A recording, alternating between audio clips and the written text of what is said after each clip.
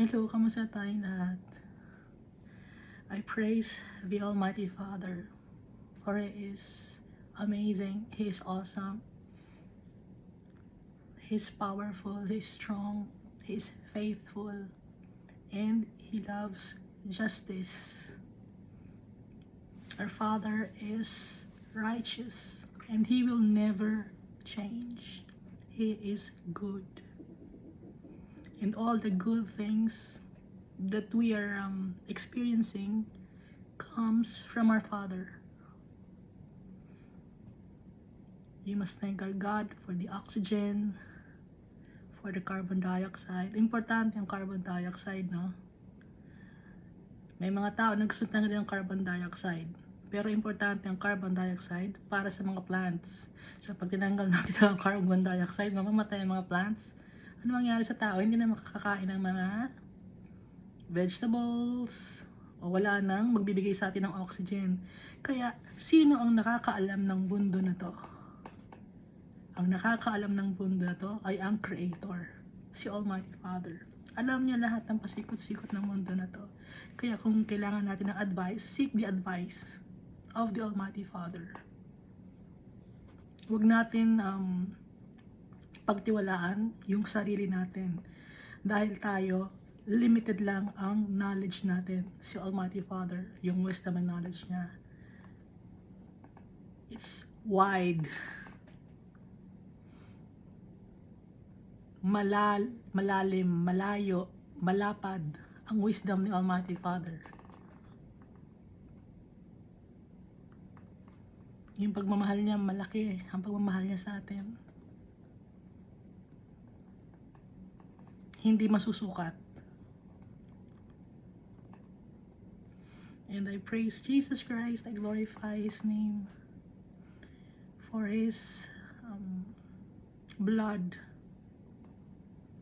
and writing our names in the book of life. He is God like our Father, like the Almighty Father. Jesus Christ is God. He is with the Almighty Father when the Almighty Father created us. So Jesus Christ is not a prophet. Yung mga prophet, o iulitin ko, yung mga prophet, tao din sila kagaya natin. Flames of fire. Si Jesus Christ, iba siya. Kasama na siya ni Almighty Father. Nung create tayo ni Almighty Father in His image and likeness. Mahirap man mahalin ang mga tao, we have to love people. It's because it's the image of our Father.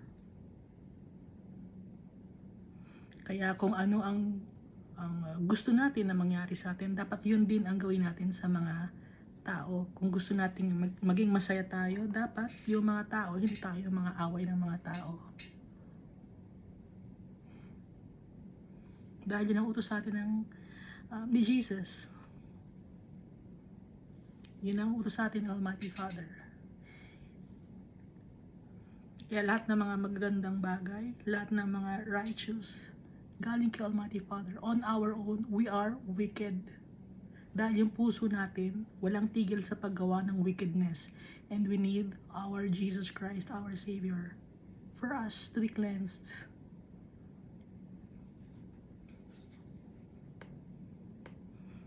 Para maging maganda ang tingin sa atin ng ating tatay, ang ating Creator. Ang ating Creator, tayo ang kanyang inheritance. And He is our inheritance. Inheritance means treasure. Tayo ang treasure ng Almighty Father.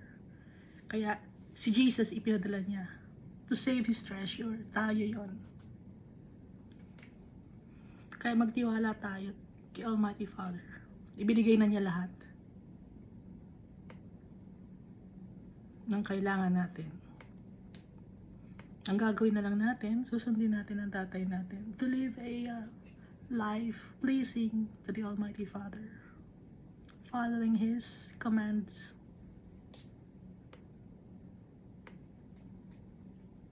Without our Father, without Jesus Christ, we are nothing.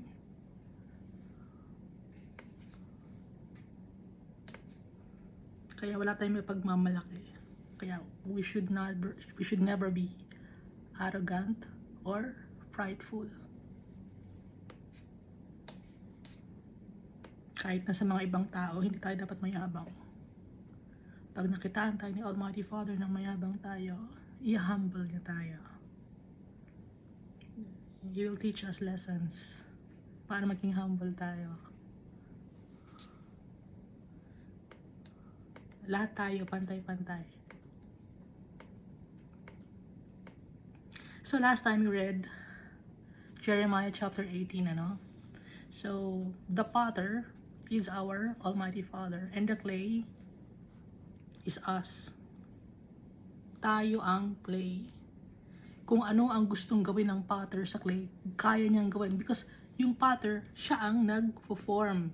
Kung ang gusto niyang itsura ng kanyang pot ay matangkad, may ibig sabihin kung bakit matangkad, may gamit yon, no? Kaya malaki or matangkad yung pot na ginawa niya. Kaya tayo, iba-iba tayo ng mga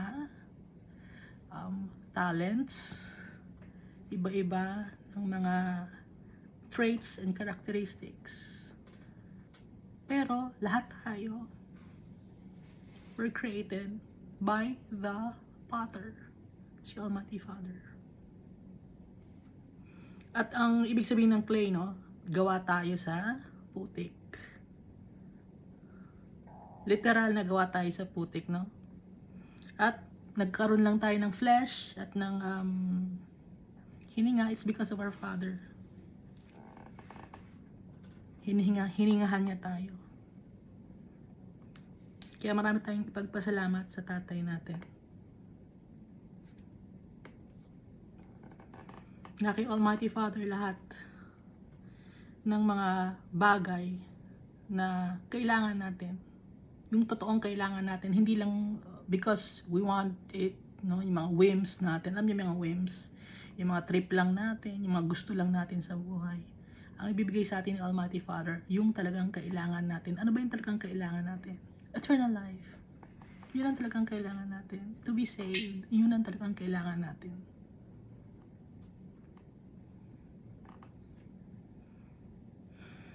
Yung mga example, yung mga tao, di ba, na mga mayayaman, lahat ginagawa nila to save their lives. Kukuha sila ng insurance para maging secure sila. Tapos, pag magpapa-hospital sila sa pinaka magaling na doktor sa buong kaharian, gano'n. Di ba? Kasi nga, gusto nila ng masave ang buhay nila.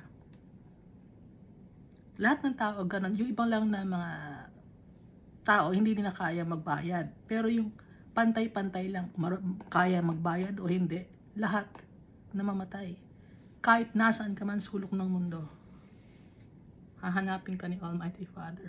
Kahit sa ilalim ka pa ng lupa, nasa bundok ka, nasa cave ka, lahat tayo pantay-pantay kay Almighty Father.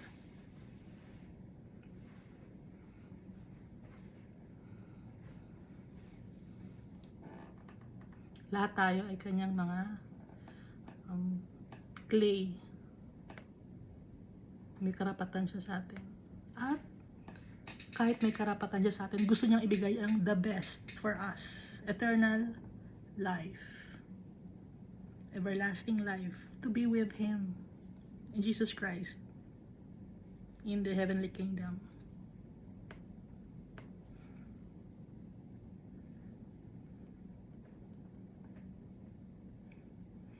So sinasabi dito sa Jeremiah chapter 18 na ang mga tao ay dapat na tumalikod sa kanilang mga evilness or wickedness para i-stop ni Almighty Father yung mga disaster or calamities na pinaplano niya.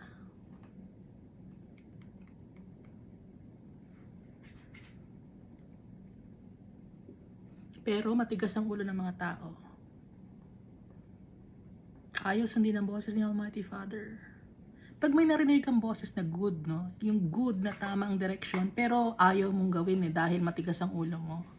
May nakaka-experience pa kayo ng ganon? May nagsasabi sa inyo, huwag mong gawin yan, masama yan. Pero matigas pa rin ang ulo mo. Ano nangyari? Nasira ang buhay mo.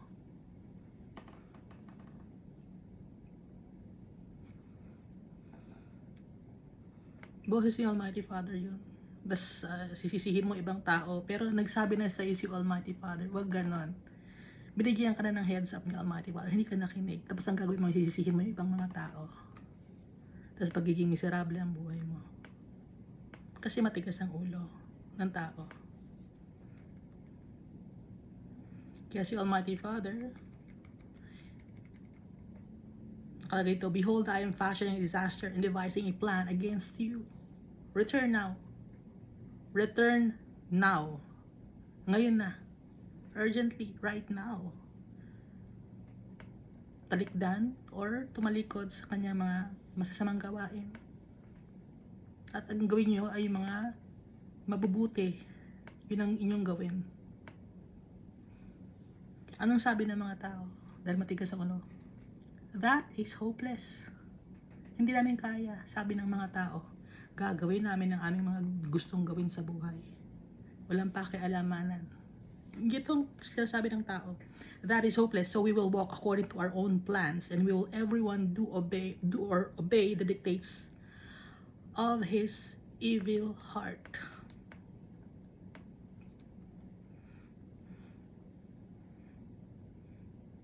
Kasi ang mga tao naboboard sila pag wala silang ginagawang mga kasamaan sa buhay. Naboboard ang mga tao. Kasi nga, ang puso ng tao madumi. Nalulungkot sila pag hindi sila nakakagawa ng kalokohan, hindi sila nakakapanloko ng tao, hindi sila nakakapanlamang ng tao, hindi sila yumayaman sa mundo. Nalulungkot sila. Kaya anong ginagawa ni Almighty Father? Therefore, thus says the Lord. Itanong mo naman sa mga Gentiles, no? Nakarinig na ba kayo ng gano'n? Nakagawa din kayo ng mga abomination. Ngayon, iiwan nyo ba yung snow water or yung refreshing water na malamig galing sa Lebanon na filtered, malinis, pure, at ang ipapalit nyo ay ang strange water or yung tubig na hindi mo alam kung saan galing, kung sa kanal ba yon or kung anong klaseng tubig yon? Sabi ni Almighty Father, dahil si Almighty Father, siya yung living water, yung nakakapag-refresh ng soul natin. Verse 15, no? Dahil sa kinalimutan natin yung tatay natin, at ang mga tao ay sumamba sa mga worthless idols. Sabi no, hindi naman worthless yun, mahal nga pagkakabili ko ron, tsaka may ginto yun. Gold-plated yun. Gawa pa yun sa Nara, sa Acacia, kahit na ano bang kahoy gawin yun, kahit pa 24 karat gold pa yung idols nyo, worthless pa rin yun sa paningin ni Almighty Father. Walang kwenta. Dahil ito yung gumagalaw, hindi nagsasalita. Walang power yon. Kaya lang yun nakakapunta sa kung saan binubuhat ninyo. Kaya lang yung nagkaroon ng damit dahil titinahian niyo siya. No? Nagtahi kayo ng damit. Kaya lang nagkaroon ng forma yun dahil kayo mismo nagporma noon, nagbayad kayo ng tao. Minamak natin si Almighty Father pag ganon. Ang gumawa ng statue or yung image, yung engraved image, mga tao din na wicked din, na binayaran. Si Almighty Father, wala siyang bayad.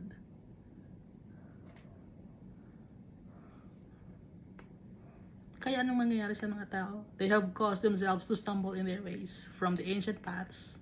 Dati na silang nasa ancient path, lumiko pa sila sa pathway, sa maliit na daan, sa makipot na daan, sa narrow path pa sila gustong dumaan. Ayaw nila sa highway. Si Almighty Father, siya ang highway, siya yung ancient path.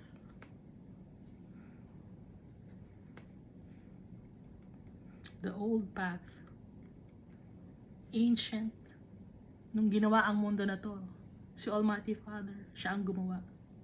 Napilit na tinatanggal ng mga tao, si Almighty Father, sa history. Pilit na ipinagsisiksikan ng science para mapatunayan na walang Diyos. darating ang panahon,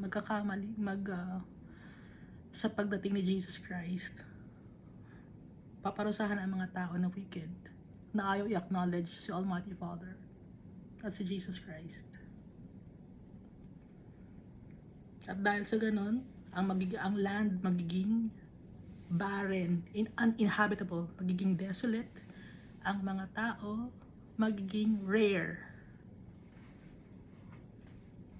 Sa ngayon, ilang billions ang mga tao, at dahil sa calamities, tragedies, and catastrophes na may experience ng mundo na to, magiging rare ang tao. Dystopian society. To make their land desolate and a perpetual hissing.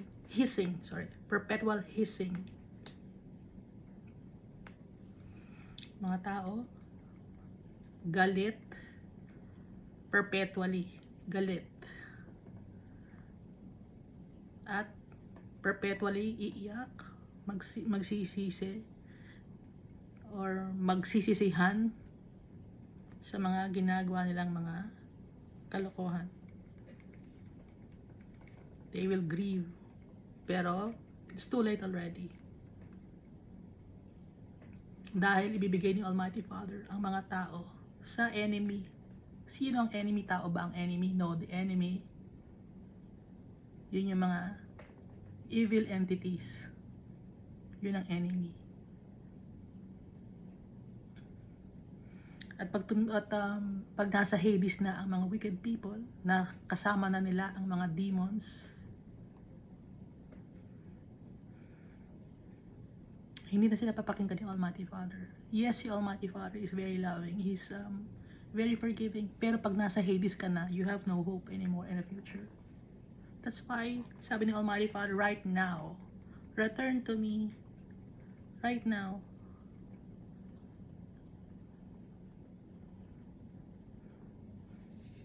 But yung mga tao, they are wicked. Yung mga taong pinapadala ni Almighty Father to warn the people, they are mocking those people na pinapadala ni Almighty Father. Yung mga prophets like Jeremiah, si Daniel, inaaway ng mga tao, kinaiingitan ng mga tao, ginagawa ng mga kwento ng kasinungalingan para i-discredit. At dito tumawag si Jeremiah kay Almighty Father na bigyan siya ng justice from the wicked people. And God will give Jeremiah justice. He will avenge also himself, si Almighty Father. So hindi pa nangyayari. It's in the future. This will happen in the future.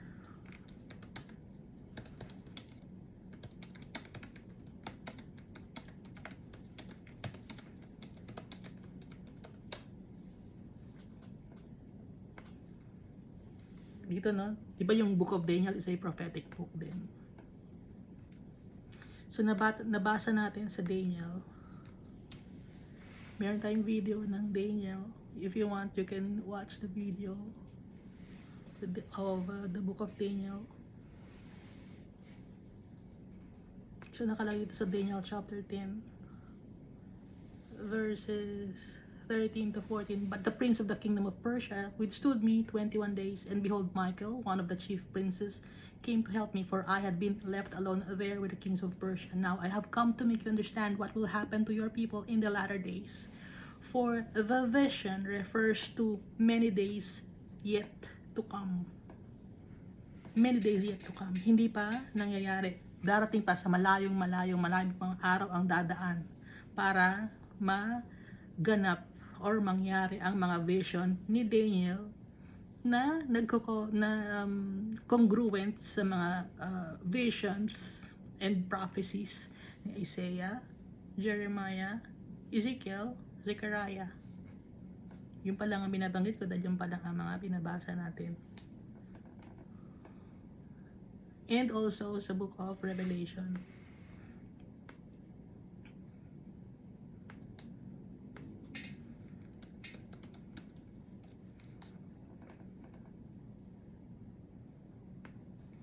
So, consistent, no?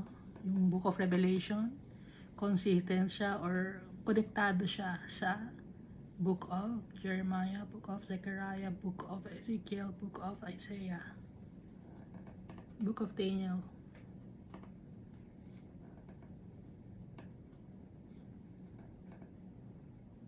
Nagmamatch yung mga binabanggit. And also, dun sa mga sinasabi rin ni Jesus Christ sa Matthew, Mark, Luke, and John.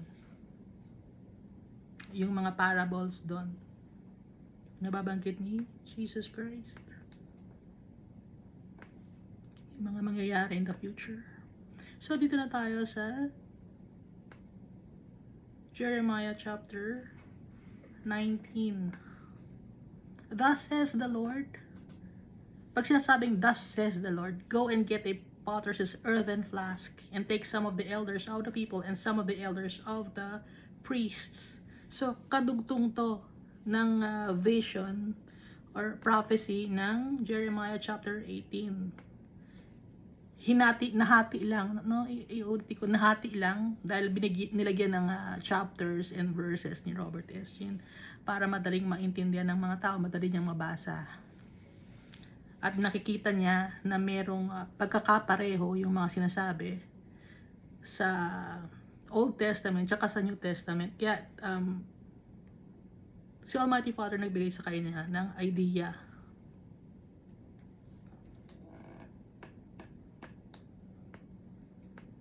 At naging follower ni Christ si Robert Estienne. Isa siyang businessman na may-ari ng printing press. Nagpiprint siya ng mga Bible. No, i-search nyo si Robert Estienne. Nabanggit na natin dati siya. So, titay sa Jeremiah chapter 19. Thus says the Lord, go and get a potter's earthen flask. Earthen flask yun yung inuman, di ba? Sa ngayon, ang mga flask natin, gawa sa mga aluminum, gawa sa mga plastic, yung mga inuman natin. Nung time nila Jeremiah, lahat ng mga gamit, gawa sa clay. Kaya nga, potter's earthen flask, mataas yun. Bote, no? Alam niyo naman yung bote na mataas, di ba? Parang bote ng mga soft drinks, ganun. Pero gawa sa clay.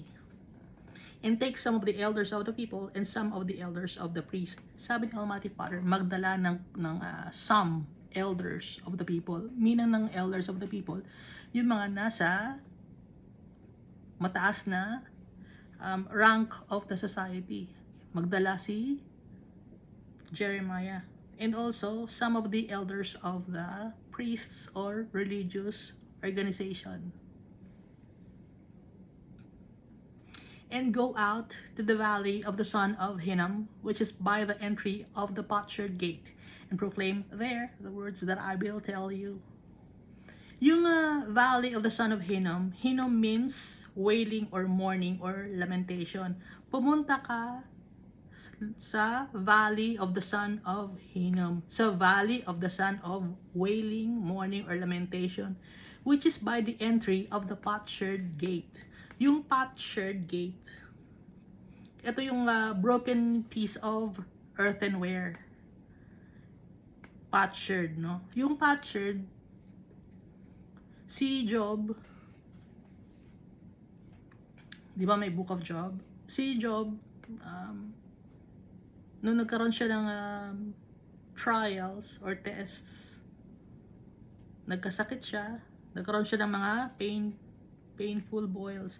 It's a Job chapter 2 verse 7 to 8. So Satan went out from the presence of the Lord and struck Job with painful boils, and from the sole of his foot to the crown of his head. So nagbigay ng pain and suffering kay Job ay si Satan. Verse 8, and he took for himself a potsherd with which to scrape himself while he sat in the midst of the ashes. So itong potsherd, yung potsherd, no, ginagamit ni Job pang scrape ng kanyang mga sugat. So itong potsherd gate, malapit siya sa entry. Nasa entry ng potsherd gate yung valley of the son of Hinnom na place, and proclaim there the words that I will tell you. Pumunta ka sa valley of the son of Hinnom na malapit sa entry ng Potsherd Gate, at doon sasabihin ko sa iyo yung mga bagay na gusto kong ipaalam sa mga tao, sabi ni Almighty Father.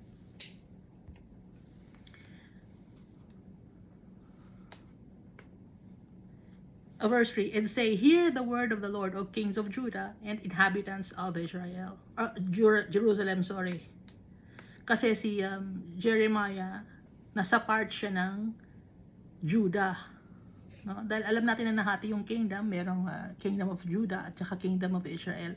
So nasa part ng Judah, si Isaiah at saka si Jeremiah. Ngayon si Daniel naman, nasa part naman siya ng Israel. Naintindihan ba ninyo? Inilagay ko na yung link, di ba? Kung saan nyo makikita kung saan prophet, bawat isang mga prophet, kung sa Judah sila or sa Israel. Ang kakampi ng Judah ay yung tribe of Benjamin. Tapos the rest ng mga tribe na ng Israel. Nahati sila is because of the sins of Solomon. Na inallow ni Almighty Father na mangyari yon to differentiate the Jews and the Gentiles. So, ang mga Jews, ano sila mga Jews? Judah, no? So, yung mga Gentiles, yung Israel, kasi halo-halo na sila. Yung mga Samaritans, Israelites sila. Meron silang ibang lahi. Kaya hindi sila pure na Jew. Pero ngayon, ang nakatira ka sa Israel, ang tawag sa iyo, ang pinaniniwalaan mo ay yung Jewish tradition, no? Pero doon ang galing sa Judah ang word na Jew.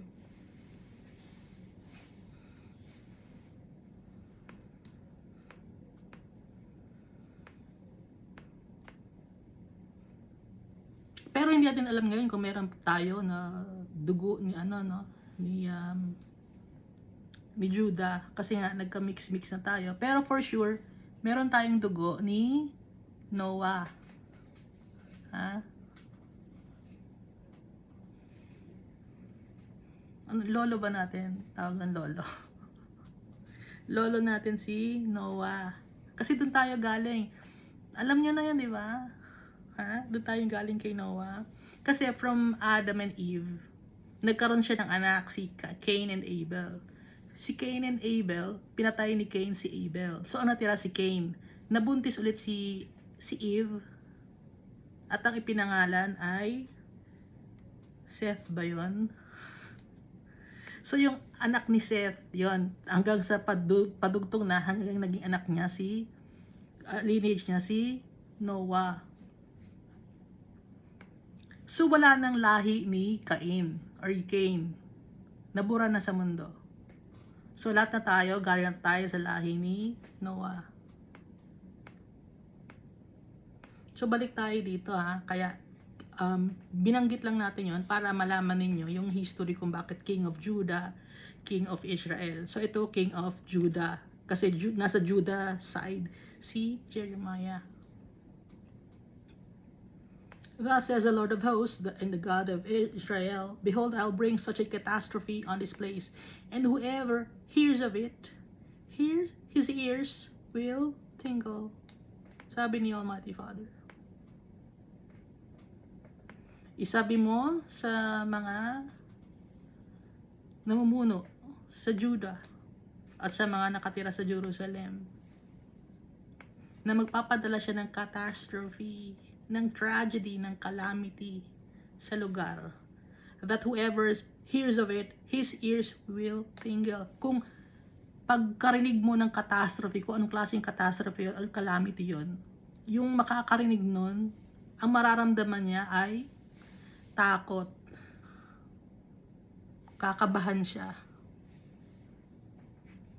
dahil kakaiba ang mga mangyayari. So ito, hindi pa to nangyayari.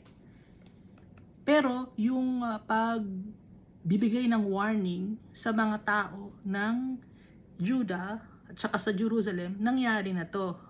Okay? Pero yung catastrophe, hindi pa nangyayari.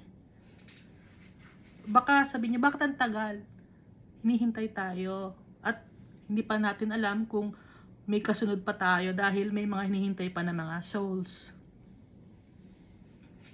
Nagbibigay si Almighty Father ng warning kasi hindi naman natin alam din yung time natin dito sa mundo kung hanggang kailan. Naintindihan ninyo?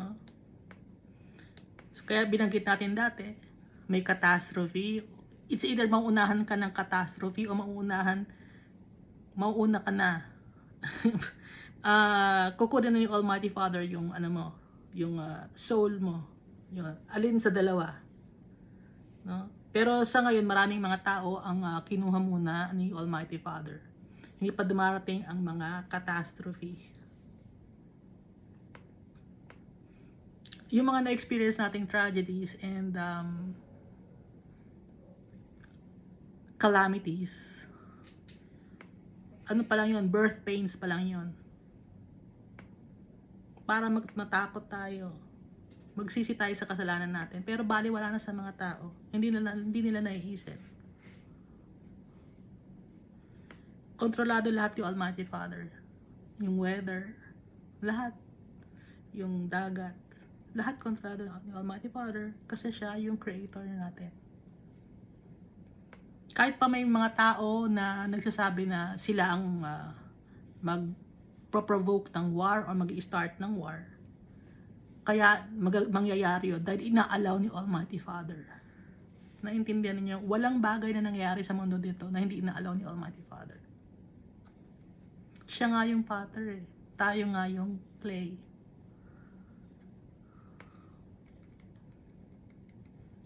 At kaya may mga wicked people na yumayaman, inallow na ni Almighty Father dahil ibinigay na sila sa enemy. Hinayaan na sila. Verse 4, because they have forsaken me and made this an alien place. Sabi ni Almighty Father, kaya magpapadala siya ng catastrophe, calamity, tragedy, na hindi pa nangyayari. Nung time nito kay Jeremiah. At kaya ito, binanggit ni Jeremiah, nakasulat dito sa Bible, it is for us. Huwag nating sabihin, hindi, noon pa yan, noong Old Testament pa yan, hindi pa nangyayari to. Ibig sabihin, si Almighty Father, very patient siya, ilang salin-lahi na tayo. Lagi siya nagbibigay ng warning. Para yung soul ng mga tao, kahit hindi pa dumarating yung calamity or catastrophe, makabalik kay Almighty Father pag kinuha na niya yung soul. Kasi nga, 120 years lang ang maximum age na mga tao. Limit lang. At dahil sa iniwan natin si Almighty Father and made this an alien place because they have burned incense in it to other gods whom neither they, their fathers, nor the kings of Judah have known, and have filled this place with the blood of the innocents. Ano yun? Iniwan natin si Almighty Father dahil sa kasalanan natin. Ginawa natin itong place na corrupted. Hindi na makilala dahil sa kadumihan ng mga tao, ng mga gawa ng tao sa greediness and sa selfishness. At dahil din sa pagsasamba sa ibang mga Diyos. Pagiging devotee ninyo sa kung kanino man kayo devoted. Kung sino man ang pinaniwalaan niyo. Maliban kay Almighty Father. Minsan naniniwala kayo kay Almighty Father, pero naniniwala pa rin kayo sa mga kung anong-anong mga santo. Anong sabi ni Almighty Father? Other gods whom neither they, their fathers, nor kings of Judah have known. Kilala ba ni Almighty Father? Kilala ba ng mga ninuno natin? Kilala ba ni Noah yung mga sinasamba ninyo? Kaya nga sinabi ni Almighty Father, hindi kilala. Sino ang kilala? Si Almighty Father. Siya ang kilala ng mga ninuno natin. Ni Noah, si Almighty Father ang kilala.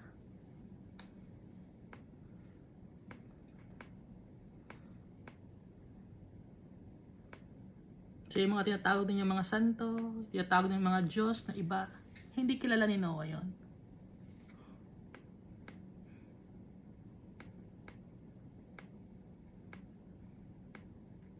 Hindi kilala ni Abraham. Hindi kilala ni Isaac, hindi kilala ni Jacob, hindi kilala ni David.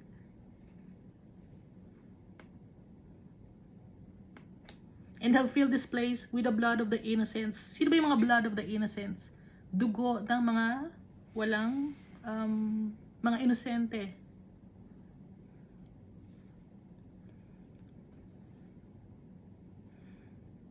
Ano yung mga inosente? Yung mga hindi gumagawa ng kasalanan, yung mga gumagawa ng tama. Inaaway ng mga tao, pinapatay nila. Pag hindi nakikisama, ay hindi nakikisama to, lika patayin natin. Parang mga prophet, pinapatay ng mga tao. Parang yung mga apostle, pinapatay ng mga tao. Pag pinagbabawalan or pinagsasabihan ng tama, nagagalit ang mga tao.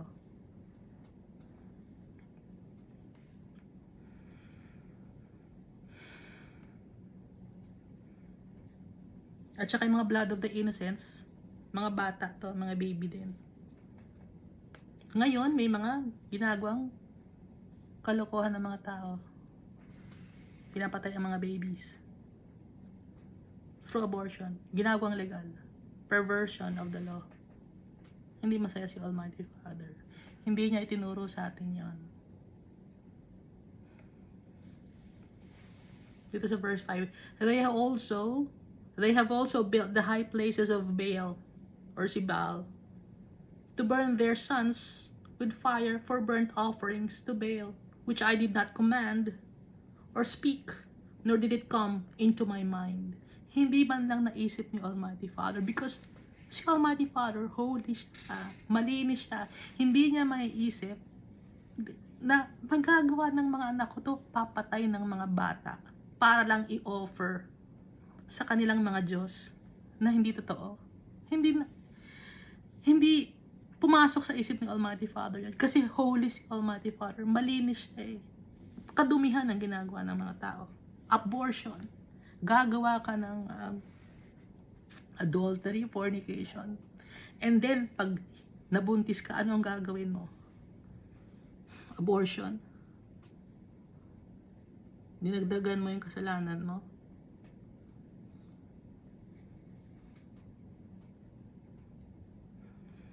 Gusto mo lang yung sarili mo lang ang sundin mo, yung lust of the flesh mo. Kaya ito, baka sabihin niyo, hindi naman kami na nag-offer kay Baal ng mga bata para pinapatay, kundi this is our body. My body, my rule. May mga ganun tao, di ba? Hindi man direkta na sinasamba ninyo si Baal or si Baal. Sinasamba na ninyo dahil may mga kaya kayo nag-a-abort. Bakit kayo nag-a-abort? May mga dreams kayo, may mga aspirations kayo. Meron kayong mga bagay na gusto mangyari sa buhay ninyo. Gusto niyo pa maging sikat, yumaman, walang responsibility. Yun, twist niya ng devil ang mind ninyo. Hindi niyo naiintindihan. Akala ninyo para sa sarili ninyo.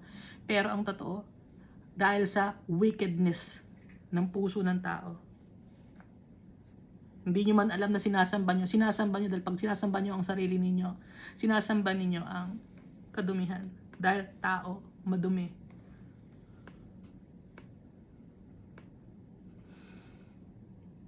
Hindi man lang inutos ni Almighty Father, hindi pumasok sa isip niya na gagawin ng mga tao, napapatay nila ang kanilang mga sariling anak, susunugin. Kasi ang ulitin ko, no, nabanggit na rin natin to nung binasa natin Jeremiah chapter 7. Ini-incinerate ang mga aborted babies. Incinerate, sinusunog.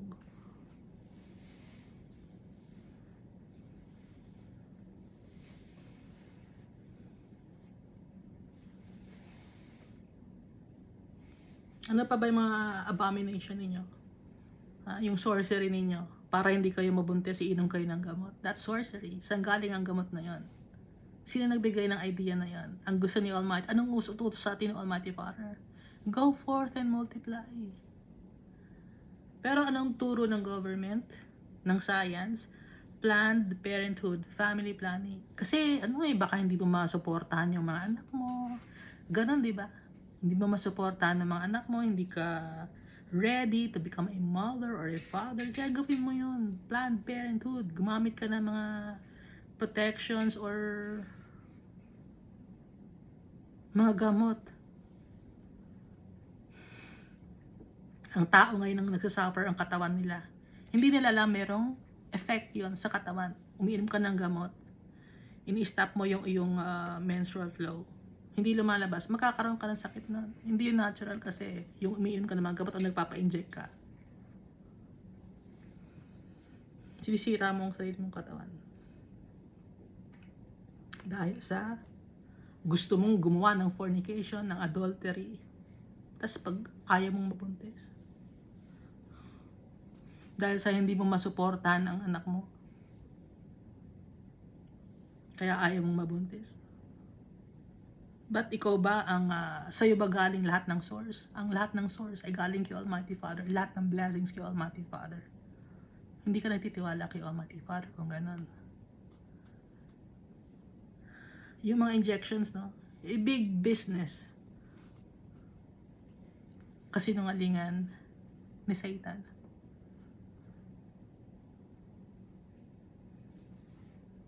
Kaya ang mundo ngayon, punong-puno ng kasinungalingan. Nakakalungkot, may mga Christian pa na nagsasabi na mag-plan kayo ng pamilya ninyo. Nakakalungkot. Hindi naniniwala kay Almighty Father. Sinasabi ng Christian sila. Pero ang ginagamit na hindi, iisipin namin, iniisip na yung sarili nila, yung utak nila. Hindi nila alam, utak ng tao, limited lang. Tigas ang ulo.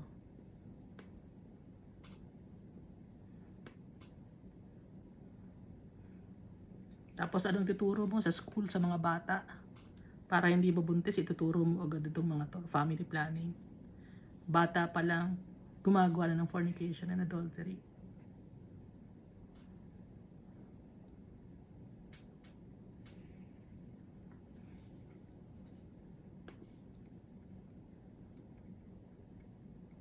Sexual perversion.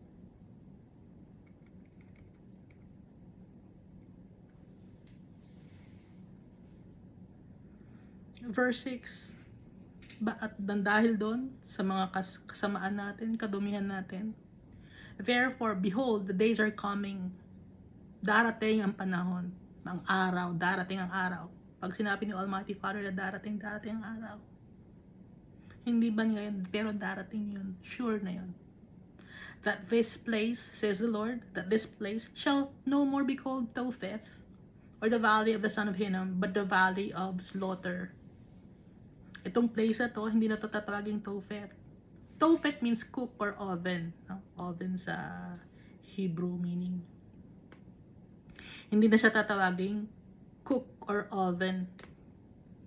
Or the valley of the son of Hinnom, or the valley of the son of wailing, or mourning, or lamentation. But the valley of slaughter. Anong place itong sinasabi ni Almighty Father? It's earth. Lahat ng tao. Lahat ng mundo, lahat ng lupa. Hindi lang ito Jerusalem or Judah. Buong mundo to. Gumagawa tayo ng kasamaan. The valley of slaughter. Babylon.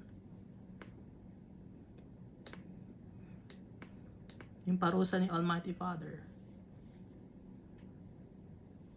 Papatayin niya yung mga tao. Dahil sobra na yung wickedness. Hindi na mapigil sa kanilang wickedness. Kitang-kita ni Almighty Father ang puso ng tao.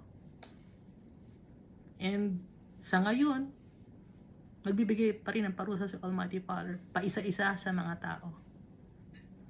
Pero darating ang panahon, madami, sa isang iglap lang, mawawipe out ang humans. Remnant lang ang matitira. Verse 7. And I will make void the counsel of Judah and Jerusalem in this place, and I will cause them to fall by the sword before their enemies and by the hands of those who seek their lives. Their corpses I will give as meat for the birds of the heaven and for the beasts of the earth. Nabasa na natin to, di ba? ibibigay yung mga corpses sa mga ibon, sa mga vultures, or kahit anong ibon na kumakain ng meat, ng laman ng tao, or carnivorous birds. And for the beasts of the earth.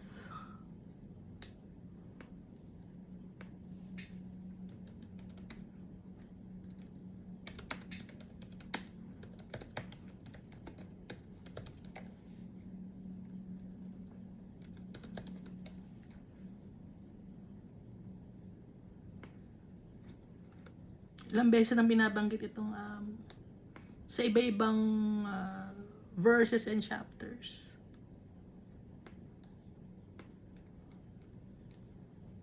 Yung great harvest. Sa ngayon pa isa-isa ang parusa sa atin ni Almighty Father. Tinuturoan niya tayo ng lessons para bumalik tayo sa Kanya. Pero darating ang time, no, isang wipe out lang. Revelation chapter 14 verse 21. And the winepress was trampled outside the city, and the blood came out of the winepress up to the horses' bridles for 1,600 furlongs.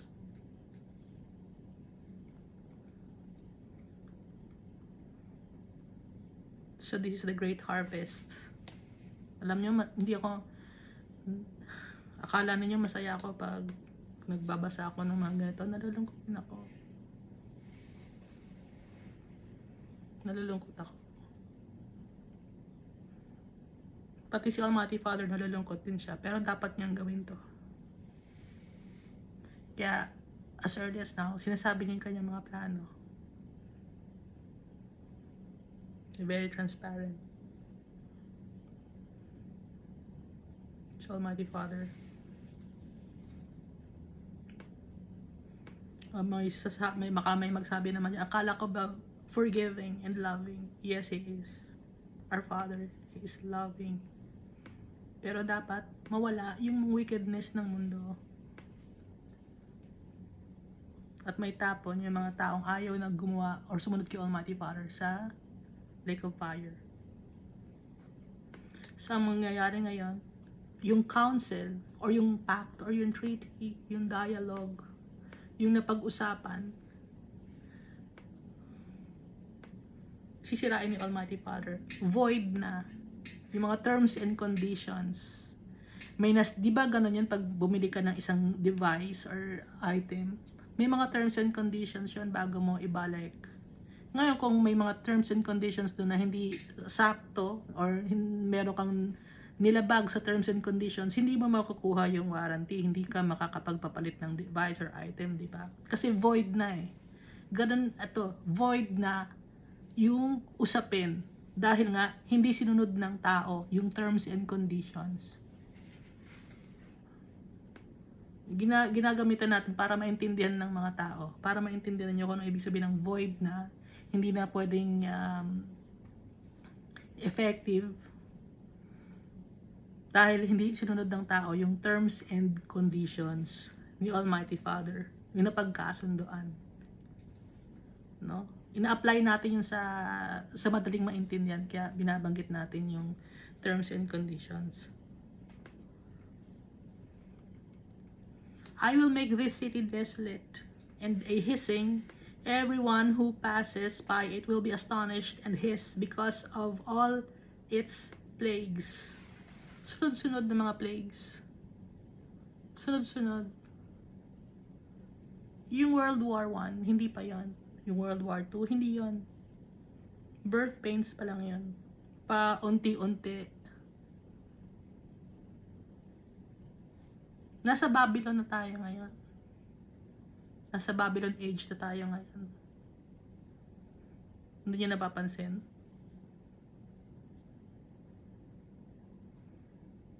Kaya ano mangyari? I will make the city desolate and a hissing. Ano yung hissing? Crying, screaming, shouting, screeching, yelling, shrieking, bowling, bellowing, howling. Mga tao, ganun na mangyayari. Magwawala sa iyak. Everyone who passes by it will be astonished, magugulat at iiyak at mag-wail, mag-scream, hindi matanggap because of all its plagues, dahil sa kung ano ang nangyari sa mundo. At mangyayari sa mundo ang catastrophe or ang calamity na sunod-sunod because of the wickedness of the people. I will cause them to eat the flesh of their sons and the flesh of their daughters, and everyone shall eat the flesh of his friend in the siege and in the desperation with which their enemies and those who seek their lives shall drive them to despair. O baka nakabasa lang kayo ng eat the flesh of their sons, the flesh of their daughters. Baka sabihin nyo, to zombie apocalypse ba to? Ito ba isang cannibalism? Hindi. Figures of speech to. I will cause them to eat the flesh of their sons and the flesh of their daughters, and everyone shall eat the flesh of his friend in the siege and in the desperation with which their enemies and those who seek their lives shall drive them to despair. Anong ibig sabihin na? Para mabuhay sila, they have to betray their families and friends, their sons and daughters. Para mabuhay sila. Ganun ang gagawin ng mga tao.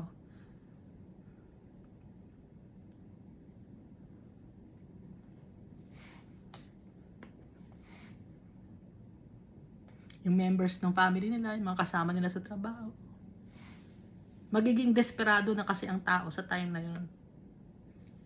Or, nung ano lang, di ba? Nung 2 to 3 years ago, anong ginawa ng mga tao? Nag-aaway dahil sa gamot, di ba? Ba't sila may mga gamot nalagyan ng gamot sa katawan? Ba't kami wala pa? Nagwawala yung mga tao. Dito pa sa pangyayari na to, na puro plagues ang mangyayari. Away-away ang mga tao dito.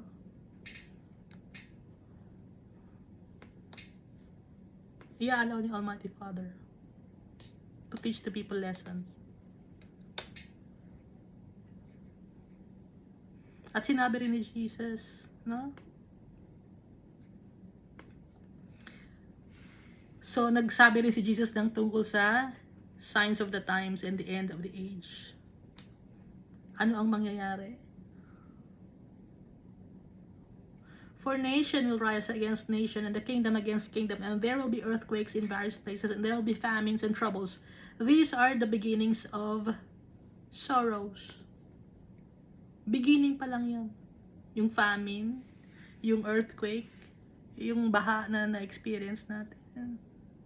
Lindol, pagsabog ng mga volcanoes, it's just the beginning. Hindi pa yun ang main event.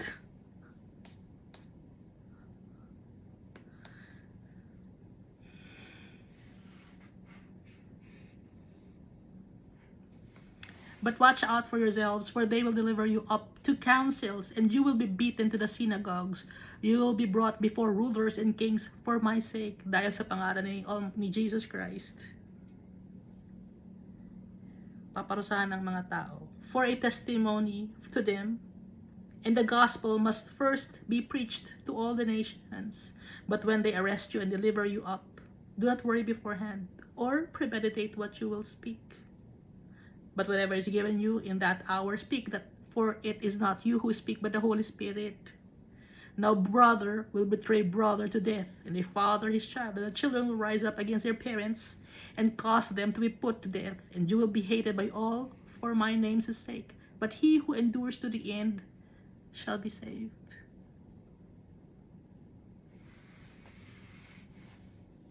Binanggit ni Jesus nasa book ng Jeremiah. Alam ni Jesus ang mga mangyayari. Kasama niya si Almighty Father. Kaya alam niya.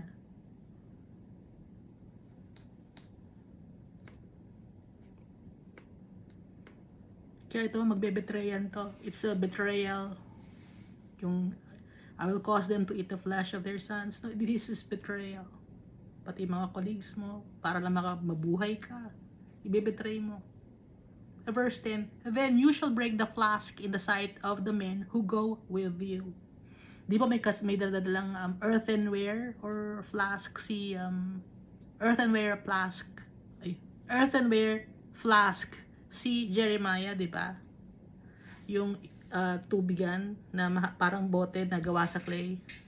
Ang sabi ni Almighty Father, then you shall break the flask in the sight of the men who go with you. sa harapan mismo ng mga elders ng nation at elders ng mga religious leaders, sisirain mo yung flask sa harap nila. Kaya nagpadala si Almighty Father ng flask. It's for visualization para maintindihan ng mga tao.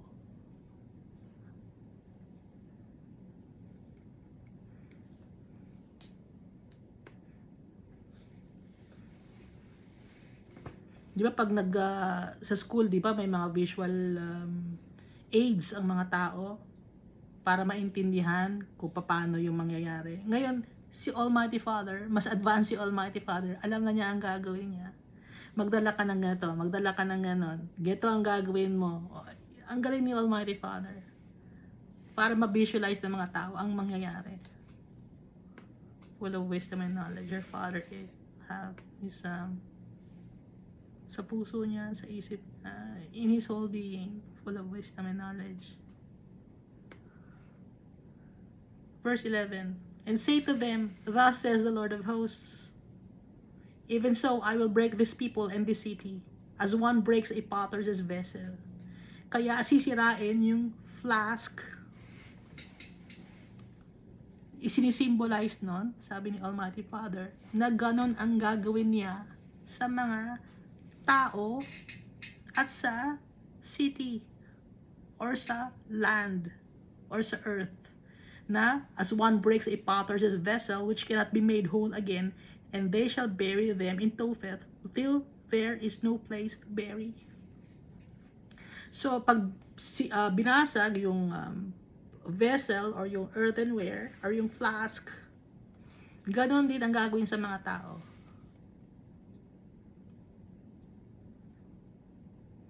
Dudurugin, diba? Pati yung nation dudurugin din. Yung mga tao i-wipe out. At hindi na yun pwedeng mabuo. Pag nag-decide na si Almighty Father to annihilate people, sabay-sabay, hindi na pwedeng mabuo ulit. Anong mangyari sa mga tao na yun? They shall bury them in Topheth. Anong Topheth? Anong ibig sabihin ng Topheth? Cook or oven, till there is no place to bury the people. So ang mapupunta ang mga tao sa mainit na lugar. Ano yung Topheth? Hades. Parang niluluto ka ron. Oven, cook. Na nabanggit din sa Isaiah, no? Na kaya ang Topheth, asa na ba yung sa Isaiah? Na mainit ang Topheth dahil si Almighty Father ang naghihipan ng nagkikindle ng fire.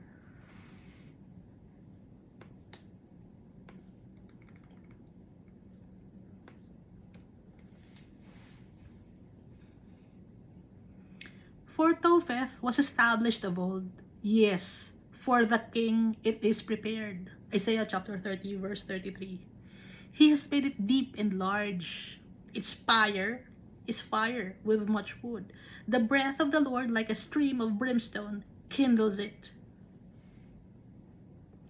So yung Topheth, matagal na rin ginawa yun para yun sa mga fallen angels. And since, at para kay Lucifer, and since yung mga people, wicked, sinunod nila ang mga bulong ng wickedness ng mga demons, naging kaya wicked yung mga tao, doon din ang punta nila sa Topheth. Doon din ang kanila magiging kulungan, day and night. Pagsisilbihan nila yung mga demons. Siksikan ng mga tao sa Topheth, or sa Hades, or sa Sheol. Siksikan. Mas marami ang tao or ang soul, mas marami sa Hades compared sa heaven.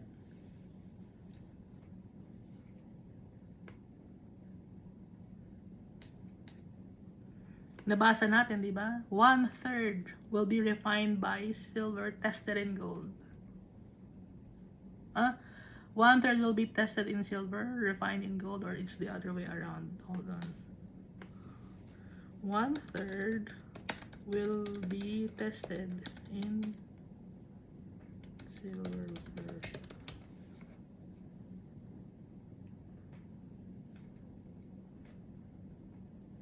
Zechariah chapter 13 verse 9. I will bring the 1/3 through the fire, will refine them as silver is refined, and test them as gold is tested. They will call on my name, and I will answer them. I will say, this is my people, and each one will say, the Lord is my God. So 1/3 of the total population of the world lang, since the world began, ang mapupunta sa makakasama ni Almighty Father. The rest ng mga souls, lahat nasa impyerno.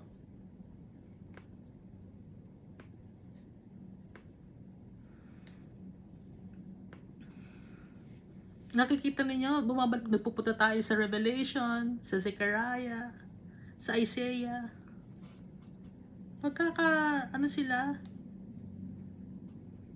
Magkakadugtong, connected.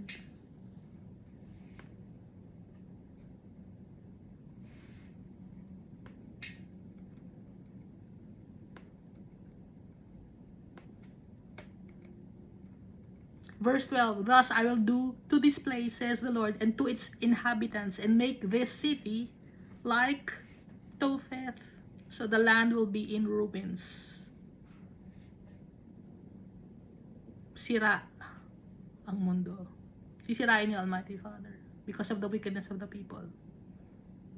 The pride and arrogance, perversion of the law. Yung mga kasalanan na nakasulat sa Romans chapter 1. Verse 13. And the houses of Jerusalem and the houses of the kings of all of Judah shall be defiled like the place of Topheth, because of all the houses on whose roofs they have burned incense to all the host of heaven, and poured out drink offerings to other gods. Intindihan ninyo? Dahil sa pagsamba sa mga Diyos-Diyosan, statue, sa mga gods na hindi naman talaga gods. Pagsamba sa moon, pagsamba sa stars.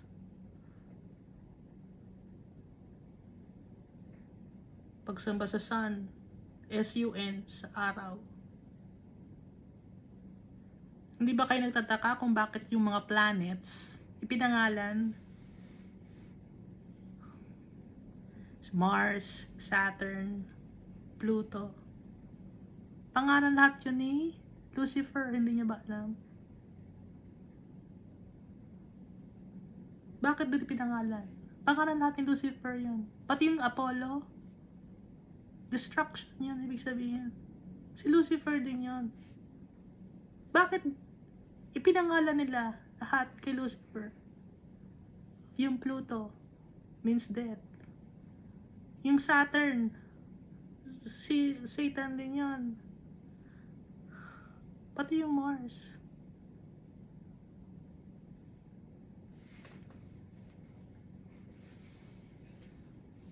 Na wala naman talagang proof kung nag-i-exist yung mga planets na yun. Nakikita lang natin sa mga pictures, sa mga drawings. CGI, computer-generated images, edited works or drawings.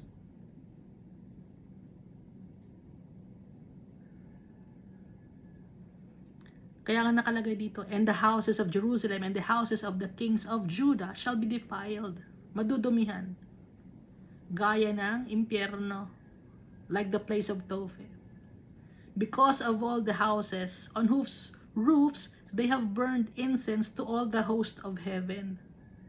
Sa lahat na lang na nasa host ng heaven, lahat sinamba na, and poured out drink offerings to other gods.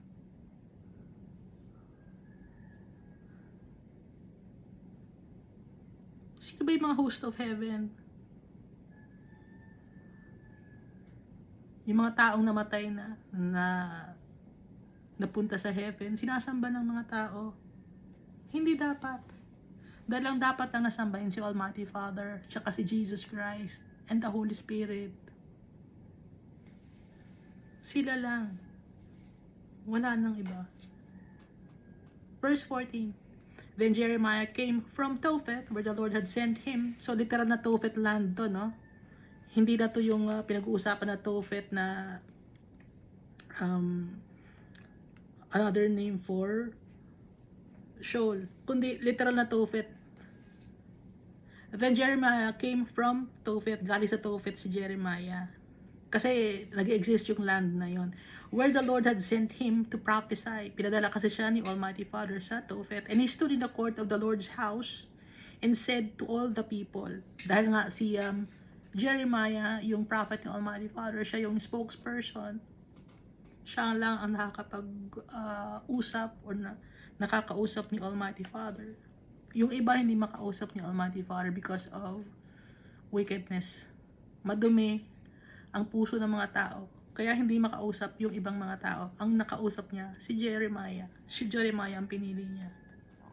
Kaya si Almighty Father, namimili siya ng mga tao na magiging spokesperson niya. Nasa sa discretion ni Almighty Father yun. Alam niya. Alam ni Almighty Father kung sino ang dapat niyang utusan. Dahil all-knowing si Almighty Father. Nakikita na agad niya. Verse 15. Thus says the Lord of hosts, the God of Israel, behold, I will bring on this city and on all her towns all the doom that I have pronounced against it, because they have stiffened their necks, that they might not hear my words. Ano sabi ni Almighty Father? I will bring on this city and on all her towns all the doom that I have pronounced against it. Lahat ng mga binanggit ko, sabi ni Almighty Father, gagawin ko. Sa city na to, sa town na to, sa lahat ng town niya. Dahil, ang mga tao, yung nakalagay, stiffen their necks, proud, no? Prideful, arrogant. Ayaw magpasakop kay Almighty Father. Akala ng mga tao, alam na nila lahat ng kanilang mga ginagawa. Gusto nila yung mga kanilang mga ginagawa, matitigas ang ulo nila. That they might not hear my words. Ayaw nilang tignan si Almighty Father, ayaw nilang lumingon, basta ang gusto lang nila, taas noo sila, proud sila sa kanilang ginagawa.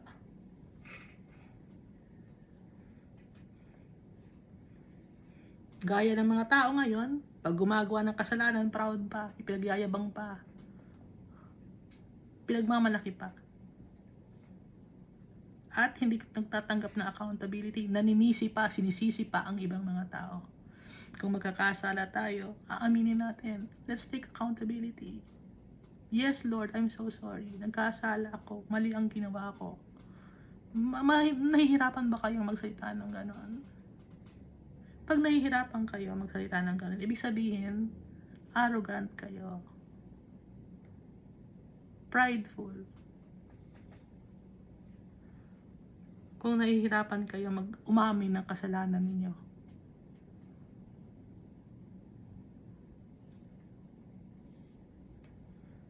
At kung mahilig kayong magsisi sa mga tao, prideful kayo. Hindi yung ini-embrace yung inyong mga kamalian dahil ang tingin ninyo sa sarili ninyo, magaling kayo, hindi kayo nagkasala. At dahil doon, galit si Almighty Father.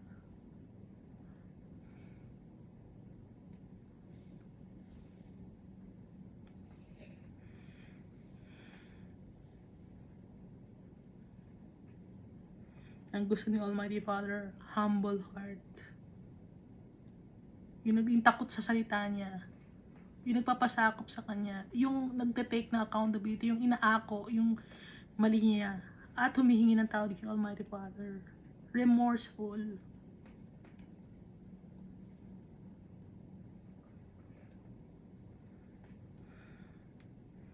Baka sabihin nyo, hindi, pag gano'n ang sa ako, baka sabihin ng mga tao, I'm a weak person, mahina akong tao. Pag gano'n, na nagpapakumbaba, weak person ka. No, it takes a lot of courage to become humble. Hindi nyo alam yon. kailangan matapang ka para maging humble ka. Napaka-paradox, di ba?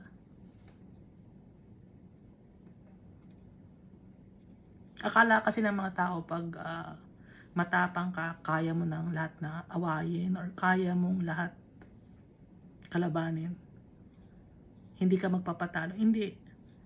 Kay Almighty Father, iba ang strength. Ang strength ni Almighty Father, dating niya sa mga tao. Yung mga taong nagpapaka-humble, yun ang mga strong, yun ang mga courageous.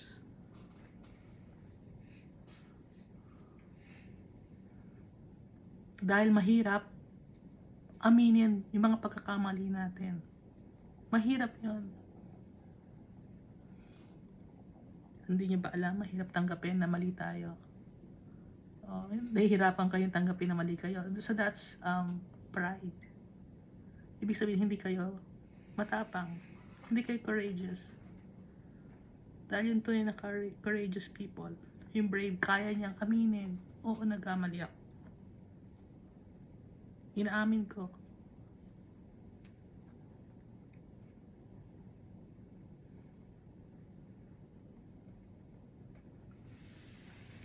Papasalamat ako kay Almighty Father dahil tinuturuan niya ako. At alam kong kayo rin ay tinuturuan ni Almighty Father every day. Nag-i-struggle. Pag ang tao may struggle, ibig sabihin naglalaban yung kanyang yung good versus evil. Nag-i-struggle, no?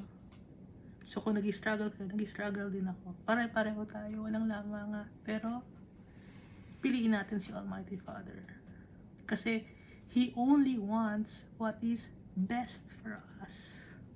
And that is to be with Him and the Almighty and Jesus Christ in His heavenly abode. At para rin makuha natin ang ating inheritance. Pero kung gusto ko lang makasama ko yung tatay ko, si Almighty Father.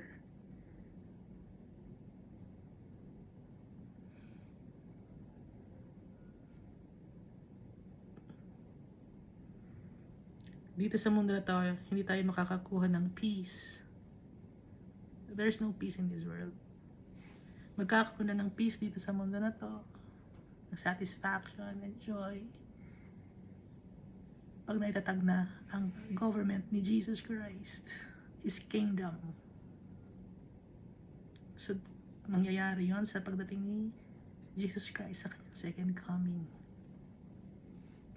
So hanggat hindi pa nangyayari yun, hindi pa magkakaroon ng peace. Dahil kung ang mga tao sigaw ng sigaw, kailangan natin na mag-rally for peace.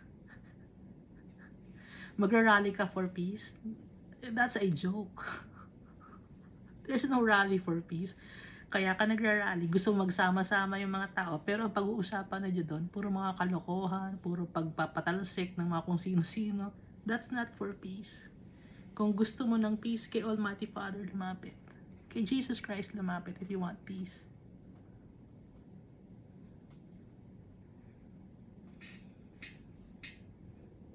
Tanggalin na natin yung pride natin. Kaya si Jesus Christ, when He was in this world, walang pride si Jesus Christ. So siya ang gagayahin natin. Mag-isa lang si Jesus Christ na naglalakad. Nung ibabtay siya ng water ni John the Baptist, mag-isa lang si Jesus Christ. Wala siyang friend na kasama. Dahil pangkaraniwan lang si Jesus Christ. Kung titignan mo sa physical na anyo, nung nandito siya sa mundo, pangkaraniwan lang. Iniiwasan ng tao, hindi siya mayaman. Kaya nga galit sa kanya, di ba, yung mga Pharisees? Yan ba ang anak ng Diyos? Ba't ganyan ang itsura? Bakit hindi mayaman? Kasi ina-expect ng mga Pharisees, ng mga high priests, galing sa magandang pamilya, marangya. Kaya si Jesus Christ, nung nandito siya sa mundo, inalaw ni Almighty Father na mabuhay siya ng very simple at lumaki na poor. Para matuto siya na piliin ang right kaysa sa evil. Kaya si Jesus Christ ang gagayahin natin, humble. Para matuto tayo. See, Almighty Father is very humble. Kaya ang haba ng patience ni Almighty Father sa atin eh. But time will come, i-reveal ni Almighty Father yung kanyang power sa atin at makikita natin yon. Sana handa tayo. At sana nandun tayo sa kakampi natin si Almighty Father, si Jesus Christ. Kasama tayo ni Jesus Christ. At mangyayari yun kung magtitiwala tayo now pa lang, ngayon na, magtiwala tayo now na, right now. Let's return to our Father. Thank you, and God loves us all so much.